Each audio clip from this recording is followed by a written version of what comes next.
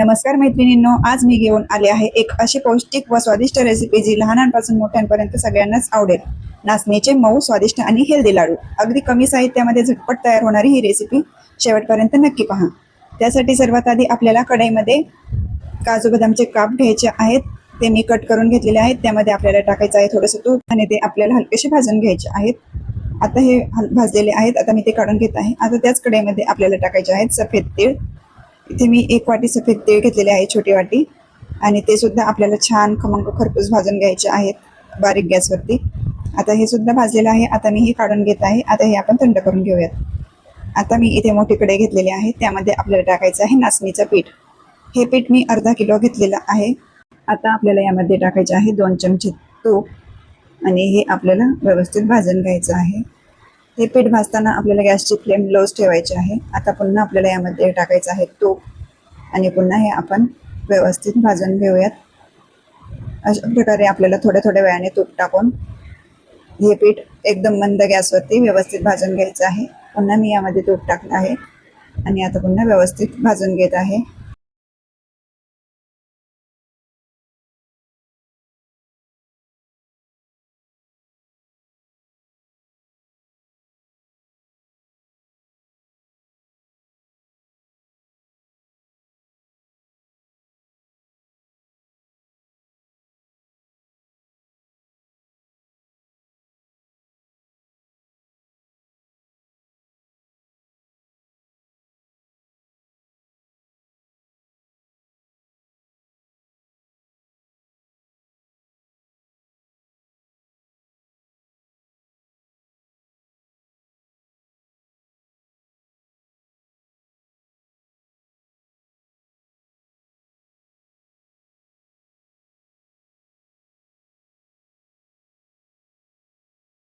नाचणी ही खूप पौष्टिक आहे. त्यामध्ये कॅल्शियम, लोह, फायबर आणि अनेक महत्त्वाचे पोषक तत्वे सुद्धा असतात.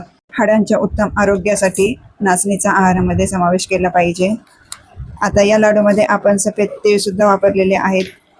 हे सुद्धा खूप पौष्टिक असतात आणि त्यामध्ये सुद्धा कॅल्शियम आणि इतर खनिजे असतात. आता अशाच प्रकारे आपल्याला थोड्या थोड्या वेळाने थोडं थोडं तूप टाकून मंद गॅसवरती हे पीठ खमंग खरपूस भाजून घ्यायचं आहे. हे पीठ अर्धा किलो आहे आणि हे अर्धा किलो पीठ भाजण्यासाठी मला 20 ते 25 मिनिटे लागली. हे पीठ आपल्याला अगदी मंद आचेवरच भाजून घ्यायचं आहे. त्याने लाडूची टेस्ट आणखीन छान येते. तर मी पाहू शकता मी कशा प्रकारे थोडं थोडं तूप टाकून पीठ व्यवस्थित भाजून घेत आहे. तुम्ही सुद्धा तुमच्या मुलांसाठी ही पौष्टिक रेसिपी नक्की करून बघा आणि कशासाठी ते मला कमेंट करून नक्की सांगा. आता हे व्यवस्थित भाजत आलेलं आहे. यातील सर्व गिठळे आपल्याला फोडून घ्यायचे आहेत.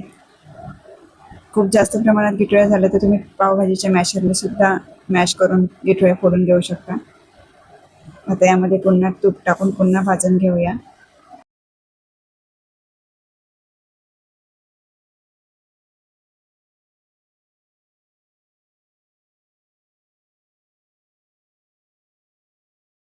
या लाडूसाठी मी 500 ग्रॅम नाचणीचं पीठ घेतलेलं आहे आणि 300 ते 350 ग्रॅम गूळ घेतलेला आहे. तुम्हाला आवडीनुसार तुम्ही गूळ वापरू शकता. तूप ते 150 ग्रॅम घेतलेलं आहे, साधारणतः 1 कप, आणि पांढरे तीळसुद्धा मी 100 ग्रॅम घेतलेले आहेत. वेलची पावडर घेतलेली आहे आणि काजू बदामचे काप घेतलेले आहेत. तुम्हाला तुमच्या आवडीनुसार तुम्ही त्यामध्ये ड्रायफ्रूट्स ॲड करू शकता. आता अशा प्रकारे आपलं पीठ भाजत आलेलं आहे, अगदी खमंग भाजत आलेलं आहे. पीठ आता तूप सोडत आहे आणि पिठाला असा ओलसर पण आलेला आहे. तुम्ही पाहू शकता पिठाचा कसा गोळा तयार होत आहे ते. आता यामध्ये आपल्याला गूळ टाकायचा आहे. गूळ मी तुम्हाला सांगितल्याप्रमाणे 350 ग्रॅम घेतलेला आहे. तो मी कापून घेतलेला आहे.